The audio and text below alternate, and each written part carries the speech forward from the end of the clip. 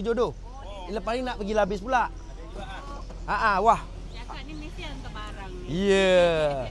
Wah, nampak menyelerakan lah, Cik. Alhamdulillah. Kita dah ada makanan tengah hari. Siap. Baru siap. Yeah. Alhamdulillah. Siap. Ini. Kita berapa orang 1, 2, 3, 4, 5. Oh, 5 orang. Ni nak 5. Boleh. Borong. Ya. Boleh.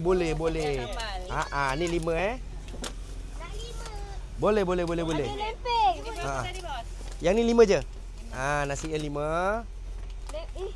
Kenapa dia ni? Ada tak geng-geng moyang kat sini? Tak ada. Geng-geng kita yang dekat sini tak ada masuk lagi. Bos, ada bersiap bos ni. Boleh Angel, boleh. Jangan untuk kita je yang banyak. Roti sosis. Roti sausage. Oh, masalahnya Cik punya kuih ni semua kegemaran aku ni. Alhamdulillah. Alamak. Sebab punya bos. Dah 5. Nak. Acik ni. Nak berapa keping? Ni. RM3. Berapa keping? Boleh. Dah 5, boleh. Lagi? Nasi jajak. Oh yes. Wah, masalahnya favourite aku banyak ni. Aku nak kena ni. Kita orang Bang, saya nak ni bang. Yang ini RM2. Ni orang tolong. RM2. Ini pisang ke ubi bang? Pisang. Pisang. Ni RM2 bos kan? Kalau ni RM2. Lagi? Yang ini pun sama. Okey, boleh. Ni RM2.